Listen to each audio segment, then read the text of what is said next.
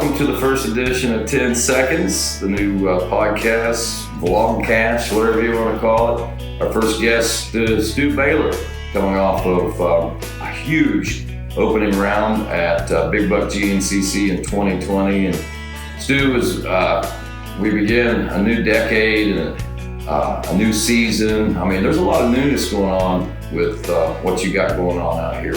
You got a new team. Don't want to say the attitude's new because you've always been Stew Baylor, but it's pretty positive. I mean, things are really looking forward right now. Yeah. You know, we've changed basically everything that I've ever known.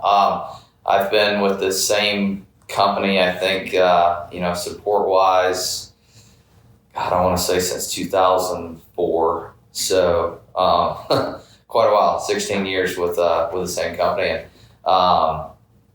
we started out with Jack Penton back in the day, helping my brother and I get to the races and get everything we needed to go racing and compete at the top ranks, kind of groomed into the riders that we were. And it was bittersweet. Obviously we were somewhere for a really long time. So it was tough for me personally. I think Grant bounced around a little bit, but I've never ridden a different color my entire life. It's always been orange. And, that was pretty tough. The unknown, I guess you would say, was tough to grasp, but, it's good. It's a big weight lifted off my shoulders being able to go into the first round, National Enduro with a second, GNCC with a fourth. And, there at the end of the race had some really strong laps. It just took me a while to get going. Yeah. And I mean, people don't understand what it's like, to build a program. The programs that you've come from, and you've had to build programs in the past, but everything that you've built in the past, you've had some knowledge of whatever it was you were doing. The Sherco, not saying it's unproven, just unknown, I think, at this point. Yeah, definitely. I've ridden for the Factory Team. I've ridden with nothing. And everywhere in between. I know what it takes to win. I know what a program needs to win. I've been in the sport since I could walk, and it's third generation racers, and I've seen everybody's ups and downs. I've seen my own ups and downs. I know what I need as a rider. So for me, a lot of times it was easier to do my own program like I have in the last few years, and it made it, with SRT, with Teely, with my own deal. It was a lot more work, but it was work I was willing to do because I could provide what I needed. I could call a sponsor and say, this is what I need. I've got injuries that doctors said I shouldn't be riding after 5 wrist surgeries and the surgery that I had. It put some of the best, put Watsy out. It put some of the best riders out. And to ride 3 hours with it, I need different things. I've got a laundry list full of injuries, injuries that need surgery right now. So I've got to be weird with some of the stuff that I do, and that's what's been nice about doing my own deal. But now being a part of the Factory Team is kind of tough at the same time because, it's like I told you this weekend, we're not team players. We're on a team. And the team's success is a byproduct of our success, and our success is a byproduct of the team's success. The team wants to win, I want to win, and that's how we win. The steps that are taken between there is the tough part. Trying to get everybody on the same page, taking the same steps, and being with a new company, it's very tough because I know what I need for GNCCs. Sherco is obviously well known for trials, hard enduro. They've been successful even in American hard enduro with Wade Young coming over here. They know what they needed for that, but GNCC is a beast within itself. It's so much more than it's not so much more. It's so much different than anything that anybody else would even want to put themselves through or put their motorcycles through. So, that's what is so tough to make one team that diverse to where they can race hard enduro trials and national enduro and GNCC all with the same products. And we're trying to get everything worked out right now. I know it's going to be a learning year. I knew that coming in. I signed the deal knowing that we were going to have to do some work. But like I said, as a rider, as a racer, as a champion, as somebody that knows the ins and outs of the sports, it's very tough for myself to wrap my head around it. It's very difficult for me to comprehend everything that's going on and knowing the things that we need to change and not necessarily being able to do everything I can to fix it at the time. You got to be, more than stoked at the first two races. National Enduro, a second. You come away with a fourth. You were gaining on third place. Podium was well within sight for you on the at the GNCC. Grant on the Sherco also had a stellar day. I'm sure you had some hopes, but your expectations, were they more than exceeded? I'm not going to lie. People know that I don't hide my feelings. It's a team's worst nightmare, but I didn't think we were going to finish. So I'm stoked. I'm not going to lie. I'm stoked.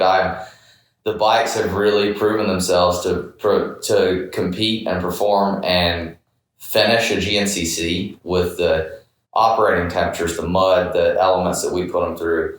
And this GNCC it had everything. So yes, it wasn't a full mudder, but there was a lot of muddy stuff out there. We were riding low RPMs, a lot of places and high temperatures. And, to come away with both bikes finishing fourth and sixth, I think that says a lot for the company and what these bikes are capable of. And, it's like I said, I'm not going to lie. We took stock bikes.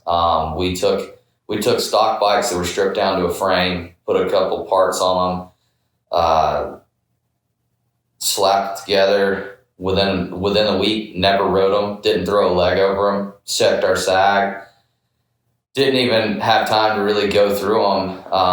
We rushed these. Eric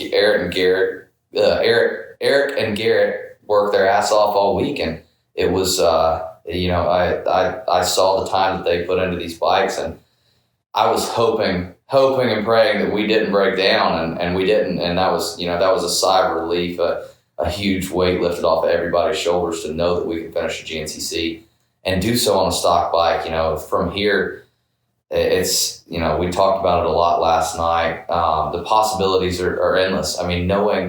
Knowing that we were that close with what we had, it just shows me how good these bikes can be.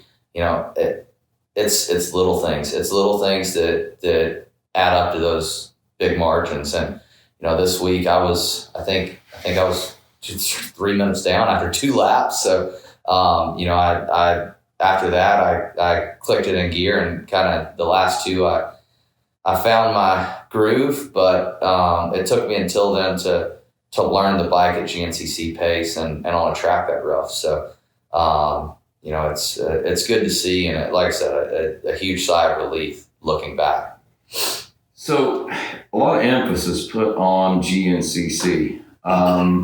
It kind of overshadows the multiple championships that you have in National Enduro. Yeah, obviously I'm known as the National Enduro champion, but I'd love to go out with a GNCC championship as well. National Enduros have been kind of my bread and butter. It's been where I've been able to compete the best, but it's not necessarily been where my focus is. With my injuries, getting breaks between sections definitely helps on the National Enduro side of things.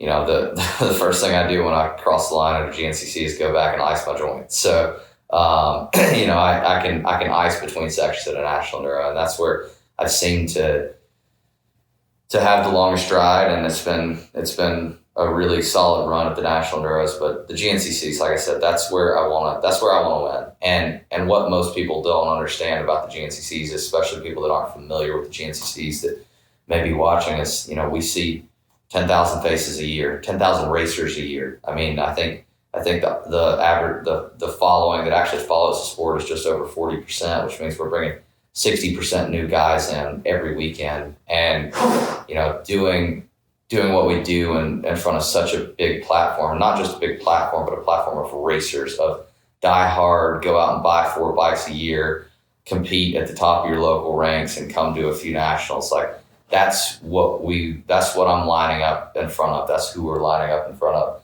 And, there's so many guys that follow the sport religiously. They don't know who I am without my helmet off half the time, but they know who we all are with our helmets on. Whether they like us, hate us, they still have fun watching us. And that's the cool part of the GNCC that no other series really has in the off-road scene. We've got the fan base, we've got the live show, we've got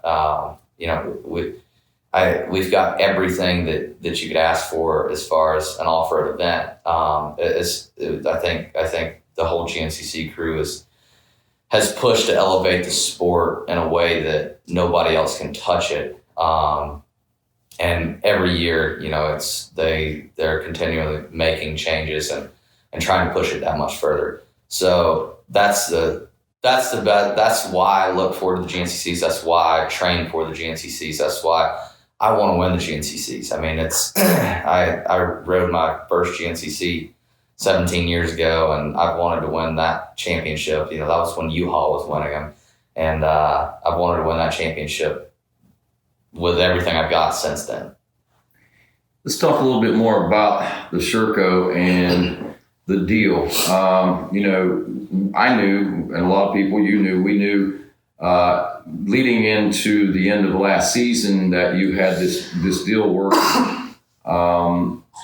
And, obviously there was a lot of reasons why you couldn't make the announcement, contractual reasons and things like that. You were part of the World Trophy team, going on over there and being a huge monumental asset to winning that. But, I mean, big picture is you haven't had a lot of time to prepare for National Enduro or for GNCC.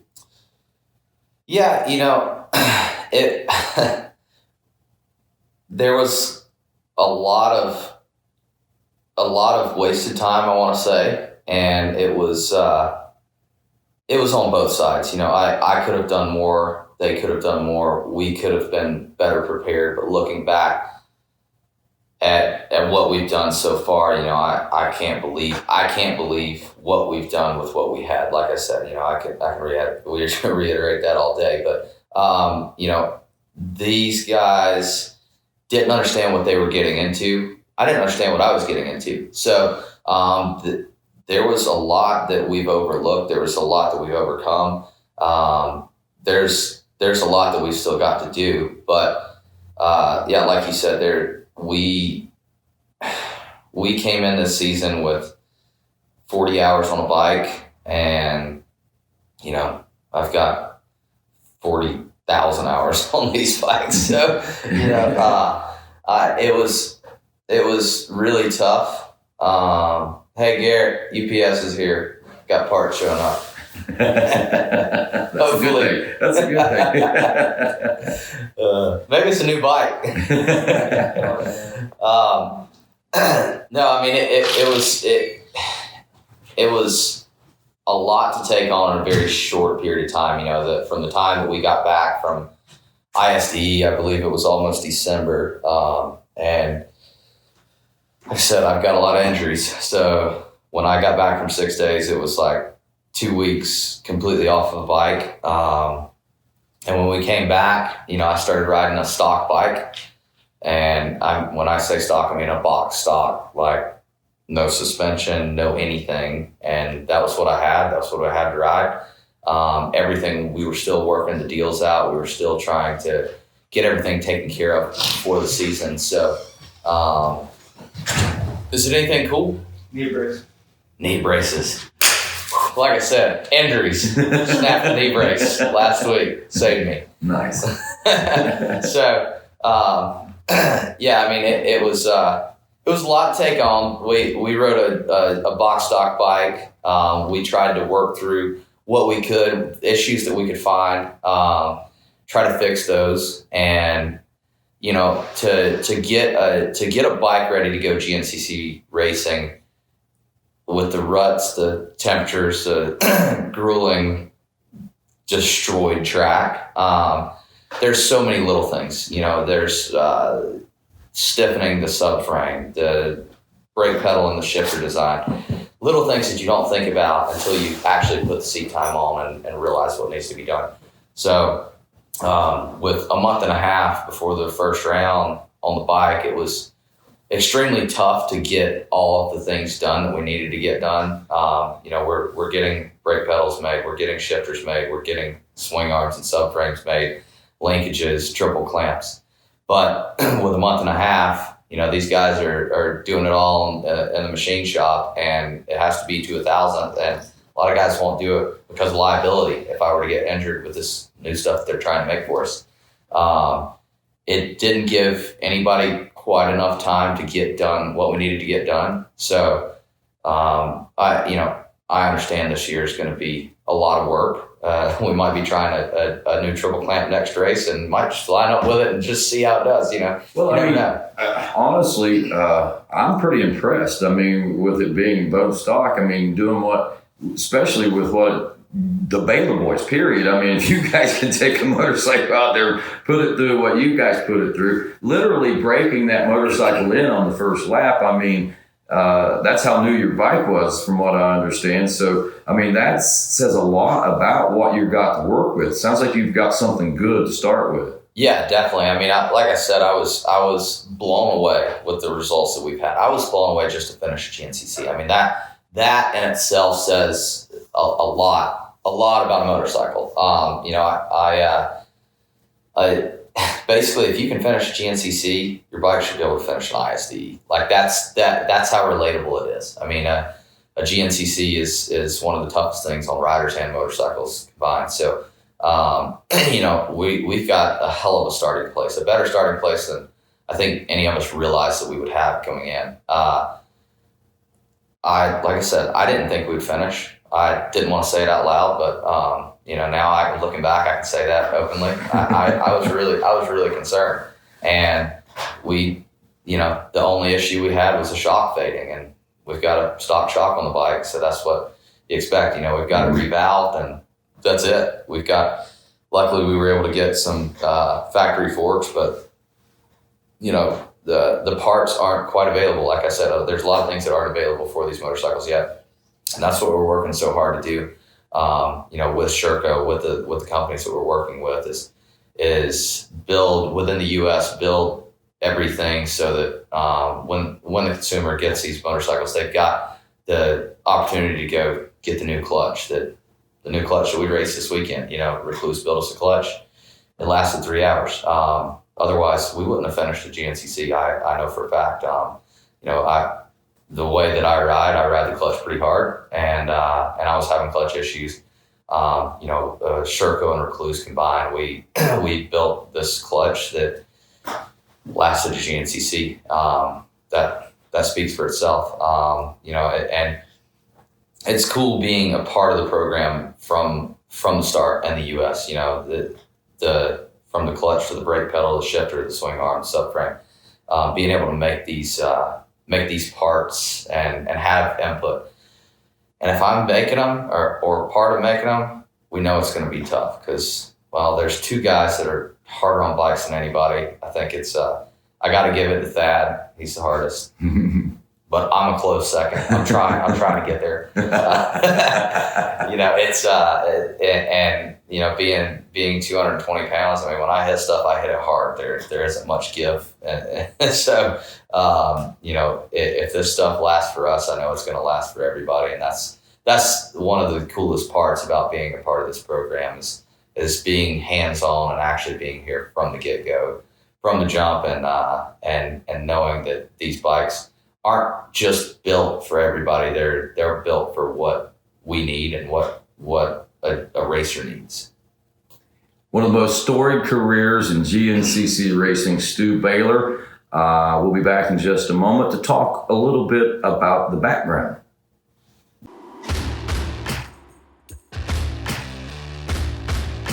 Did you know you can save up to 25% and receive free shipping on great AMSOIL products with their preferred customer program? AMSOIL also has special pricing arrangements and free shipping for commercial accounts such as trucking companies, loggers, landscapers, and businesses like yours. Or if you have a business and would like to begin selling AMSOIL products, you could qualify to participate in the AMSOIL retail account program. You could become an independent AMSOIL dealer and build and grow your own profitable businesses. For more information, call John Coffey, your full-service AMSOIL dealer, at 877-694-4763 and leave him a message. B&R Motorsports Racing Engines and Suspension is a family-owned business with over 15 years' experience working on motorcycles, ATVs, dirt bikes, side-by-sides, and snowmobiles. B&R Motorsports strives to provide the best customer service, products, and prices. Check out their website at bnrmotorsports.com and find an extensive inventory of parts for the YZ450RX, the Raptor 125, the Can-Am, and Can-Am side-by-sides, wheels and parts, and shocks, shock parts, and springs, and more. That's bnrmotorsports.com. So you ready for snowshoe this weekend, Brandon? Oh, yeah. Are you? That's cool. Stop, Billy. It's supposed to be pretty nasty this weekend up on Snowshoe Mountain. Stop it, Billy. I'm pretty pumped. Put the brakes on. DP brakes.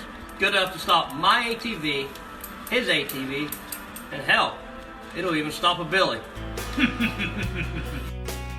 Welcome back to 10 Seconds. We're visiting with Stew Baylor from the new Sherco team. And of course, we've all known Stew and the Baylor Boys for many, many years, growing up through the ranks of GNCC.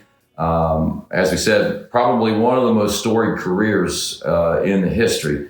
Starting in the youth ranks, man. I mean, you broke records and set records and things like that, you know, obviously people never even thought about, but once you've done it, man, I mean, you put carrots out there, dangle carrots out there for other kids to try to achieve and follow in your footsteps in. Yeah, definitely. You know, we started racing the GNCCs. My first full season was 2004. And, you know, up until that point, I was not a good rider. I was really, really bad.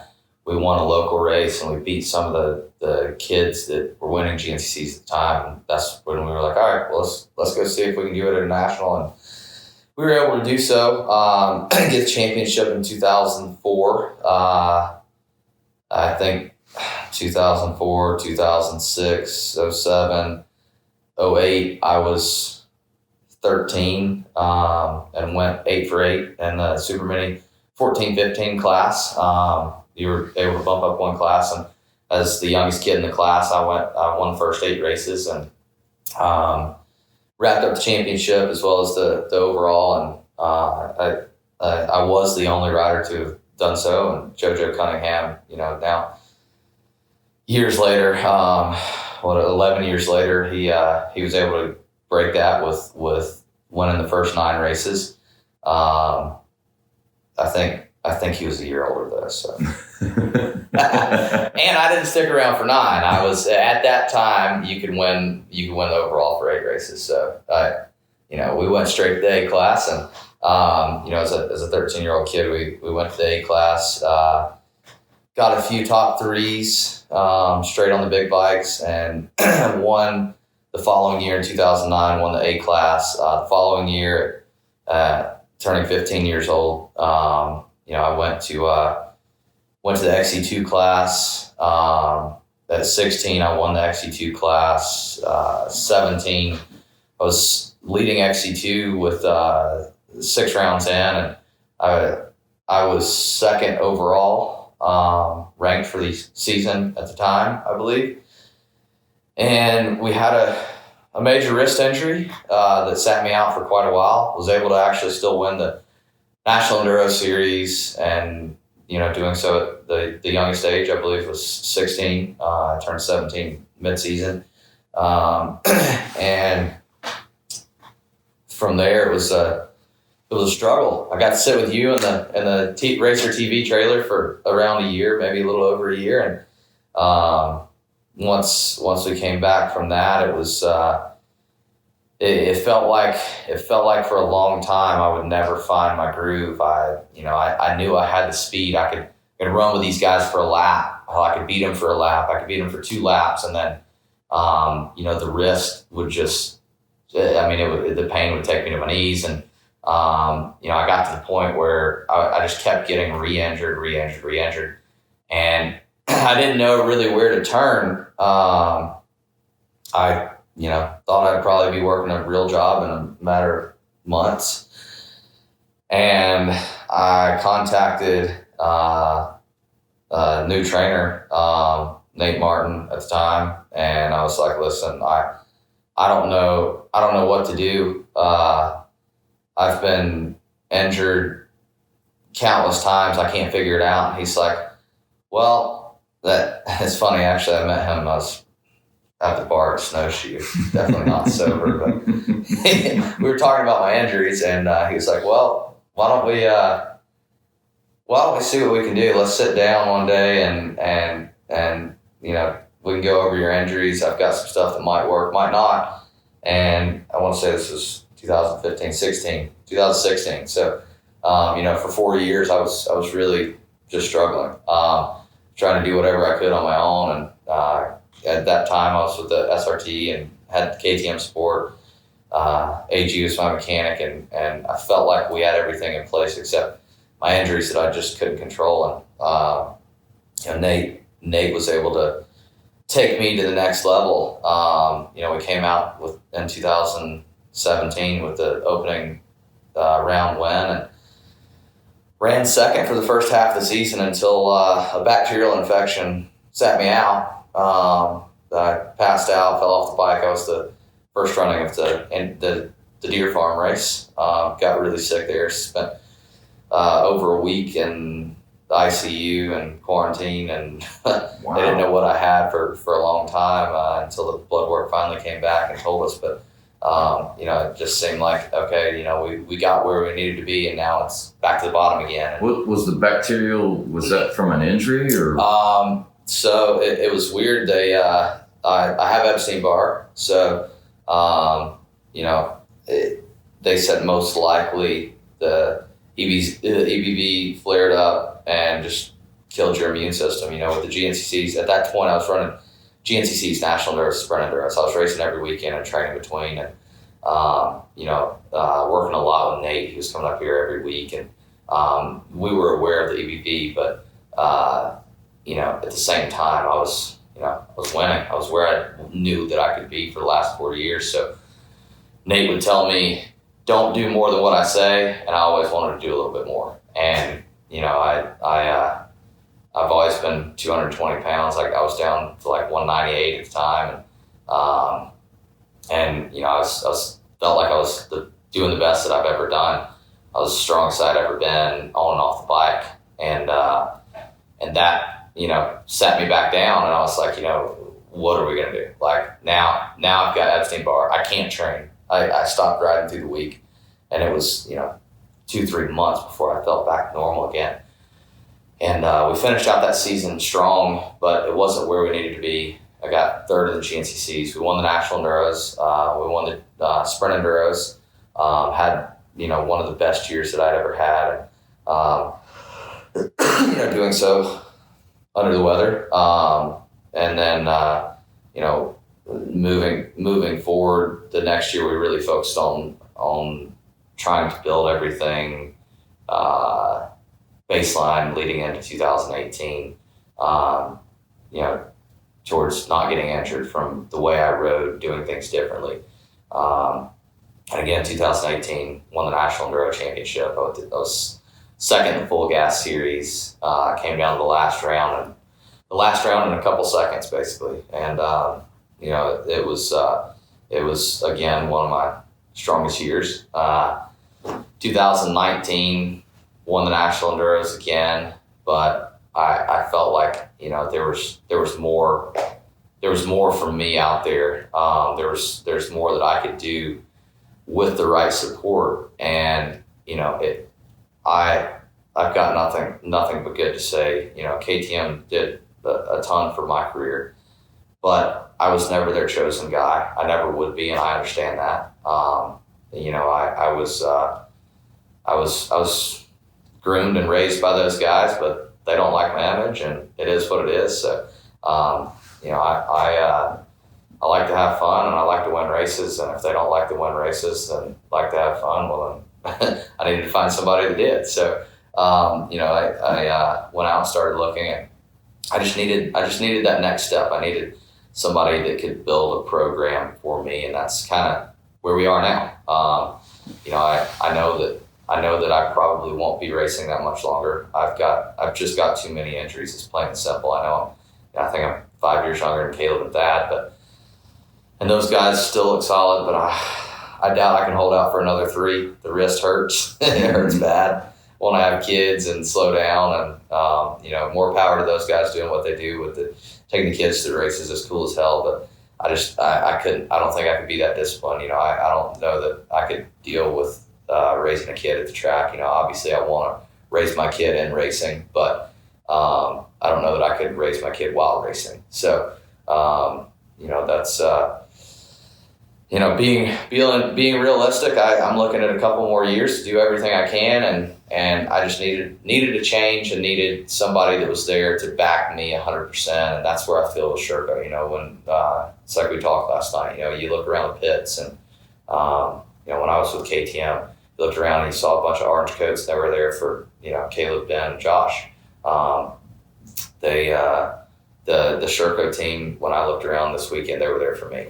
They were there for my brother and I, and that's a big part. From the rider standpoint. Just knowing that those guys are there for nobody else but you and your brother to succeed. That's huge. So we've seen riders leave so that they could be the number one guy before, and we've seen a lot of success from that. And that was where, I felt like this move could be that bump that I need for that extra success. Let's go back to the Jason Thomas days, man. I talked about Storied career, and that always, your XC2 career, I was always impressed by it, by the grit and the determination that you showed, not only racing healthy, but I think more so the way you pushed yourself past limits that should have been pushed. I think Loretta Lynn's might be one that comes to mind. You had like a broken shoulder, bone sticking out nearly or something crazy. Yeah, I got a nice plate from that one and a shoulder that likes to stick up on me. So. But that to me shows me a lot of things. I don't know if it was that you hated Jason Thomas that much professionally at that time. You guys, I really think you guys probably are pretty good friends, would be my guess, because you share so much animosity and so much that nobody else really has ever shared, or at least for a long time in GNCC. The battle between you guys wasn't only on the track, it was off the track. You guys fought mind games with each other all the time. And as XC2 guys, you guys shined and brought a big light, I think, to that. Yeah, it's funny you bring that up. It's no different than everybody loves to hate Fernandez right now and Supercross. And personally, whether you like him, hate him, whatever, everybody's watching him. So I don't care what you say about Fernandez. It's cool to see that in racing, because that's what racing is. We're all there to win. It's so what? Another guy and him bumped into each other. It is what it is. Jason and I had our fair shares of ups and downs. I knew how Jason rode. He knew how I rode. Jason was good at the mind game side, but I was better. And, you know, he thought he had me where he wanted me, and every time he thought he did, I would surprise him. So, you know, that race, it definitely wasn't out of hate. It was out of a championship bonus. So, coming in, that was 2012. I had a broken wrist at the point. I had to skip a race, and the final round was basically a 4-point swing. I think I had 4 points on Jason leading into the race, and I knew that, or no, it was 1 point, because that was the day that Wibley went into the last round with 1 point on Caleb, and I think that was the last time Caleb lost was that day. Believe that was the same year. No, Caleb won that year. It was, I think it was a 1 point. 1 point with whoever he was battling. Was it Josh Strain? Was that when Josh broke his leg that time? I can't remember it. I think that was the same year, but I feel like I remember both championships were decided by like 1 point going in. I can't remember what it was. Yeah, you know, it was that race was tough. I had a broken foot. I had a broken collarbone, and I broke that on Thursday afternoon before the race, and the broken wrist. So I started to go get points and hope that Jason DNF'd. And mid-race, I got passed by my brother and Austin Lee in the 258 class. And I came from outside of the top 50 overall to run some of the fastest laps in XC2 and end the race with all those injuries, because sheer spite that my brother from the 250A class, his first year in 250A, had come by me. And I didn't like that one bit. So I ran all the way back up to 4th place, and I believe Jason was 2nd that day. I can't remember exactly how the point swing went, but it was basically I needed one more position to get him for the championship. And I remember it was DeLong and Thomas, and then Jedediah Haynes was 3rd. I was 4th. Basically, I just needed to beat Jedediah, and I spent too much time in the beginning half the race feeling sorry for myself and worrying about my injuries. So, but no, that race, my collarbone was cracked and not all the way broken at the time. I've got pictures of the x-rays before and after, but collarbone was sitting like this and going down one of the hills. I can show you the exact hill. I can show you exactly where it was because it was that painful. But I remember going down the hill right behind Grant and just racing. I was over it. And I remember feeling the collarbone snap. And I felt it pop up, and it was poking almost out the skin. There was a spot where it was poking to the skin. There was a big blood clot there after the race. But after that, after it broke free, I rode well and stopped hurting. So, and I can show you the exact hill. If you pull into the ranch and you don't go down to the parking lot, you follow the road back towards your house. It's the second big valley on your left. We came down straight down and turned right and went up in there. And coming down that hill, I hit a braking bump, and I can tell you exactly where it was because it went that bad. But no, that was definitely not out of hatred for Jason Thomas, but just wanting a championship. You know, I like Jason. It's not that I like him. I like to hate him. Or maybe I do like him. I don't know. I enjoy messing with Jason, and you know, Jason and I now, especially now that he's done racing, we talk regularly. And it's funny, you know, people don't like Jason because he speaks his mind, but that's why I do. You know, I think it shows me that I don't have to guess what he's thinking, and you don't have to play those stupid games with somebody. Like, I know exactly what Jason's thinking because he's going to say it. And I'm the same way. I respect people that are like that.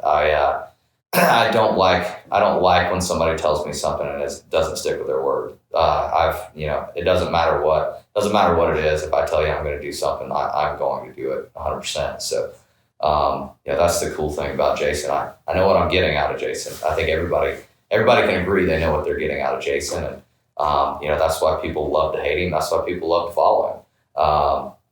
Everybody's got their own persona, and that's his. And, I respect that he played his cards the way that he did and didn't let anybody else alter the way that he wanted to live his life. So that, you know, for me, whether you like him, he's a man of his word. So that's how he is. Definitely some great memories for you. But and this is a question I'm sure a lot of people wonder. Championship points, championship bonus, whatever you were racing for and pushing yourself so hard for. Was it worth it? 100%. 100%. I look back and sometimes I regret the decisions that I made. The wrist, who's to say that if I would have got it fixed that I wouldn't have been able to beat Caleb the next year? Who's to say that, you know, everything could have been different? Who's to say that if I would have got my wrist fixed and I came back, I would have broke my neck? You know, there's so many unknown variables. You know, I'm not in control. It's silly to think that I would be. And, you know, there's so many unknowns while racing a motorcycle, so many injuries, so many what ifs and what could have. And, you know, I've had a hell of a career. I think the injuries that I've sustained along the way have made me who I am. You know, I've seen the ups and downs firsthand, and, you know, I think it's got me more ready for the real world than most out there. You know, you have that perfect career. It hits you hard when you're not doing so perfect, because it hit me hard and hit me at an early age. And, you know, I know what it's, like I said, I know what it's like to be at the top. I know what it's like to be at the bottom and anywhere in between. So, you know, it's I can't look back and say that I regret it one bit. I'm not going to say it was the smartest thing I've ever done. I'm not known to be the smartest person out there when it comes to doing suit stuff, riding injured. But, you know, I won a national championship that year in the national enduro. I was younger than anybody had before. And, you know, it changed the sport. It changed national enduro and GNCC by getting, you know, but basically, you know, at that time, there were a couple of riders that were doing both, but there weren't a couple of riders that were competing at the top at both, not guys that were winning both series. And, you know, I hurt and helped the series some, I think. You know, the riders probably look back and they're like, damn it, Stu, now I got to run 2 series. But, you know, there for a while you could get double pay. And it's coming back to where you can almost get double pay to run 2 series. So, you know, I think I was one of the guys that really, you know, before us, when you look at Lafferty or Hawkins, you know, guys like that, they had some good races, but nobody had won on both sides. And, you know, until I think myself, Mullins, like some of the guys, Buttrick, guys that were paving the way for what we see now. So what's the grand total of National Enduro Championships? I've got 4. So 2012, 2017, 18, and 19. And hopefully 20. That would be pretty cool. So what does the future hold? I mean, you know, you obviously you see there is an end in sight. I know you want a family, but past that, what are we looking at? You know, I've got a training facility that my uncle and I are working on, and that's what I'd like to do. I enjoy this sport. This sport's given me everything I have. You know, I live in an awesome house, have an awesome wife, awesome friendships that I've made along the way, and you know, I want to stay in the sport as best I can. So for me, I see the moto side of things has gone to big training facilities. Everybody that's winning in moto is living at a training facility, working with a trainer daily. And off-road, it hasn't taken off yet, but I know it's inevitable. It will, and I want to be on the forefront of that. I know a lot of guys are working with Steve Hatch and have worked with Jason Raines, but you know, none of those guys are doing an actual facility location like, you know, the Matt Walker's Club, MX's, MTS, places like that. So that's where I see myself going in the future. Is I like working with kids. I like training kids. I feel that I can relay messages better than most, and obviously I don't have a problem talking. So that's, where I'd like to be. So that's where my focus is now, and I'm just trying to move towards that. Any parting shots?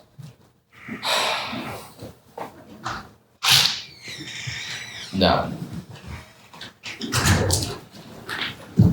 Well, good luck this year, man. I know you got a lot on your plate, but so far so good. I'm looking forward to seeing what the rest of the season holds, man. Yeah, thanks a lot. We'll keep it up, and like I said, hopefully with Sherco and my mechanics, everybody involved, I think we're gonna have a really good year. It's just like I said, it's the little things that we need to get there, and I don't think this will be the last you see the Baylor brothers. I think there's a lot more coming, and with the new brand, I think that's definitely inevitable. I mean, these guys they're working hard, and I'm working hard, and I want to be on top again. That's Stew Baylor. This is 10 Seconds.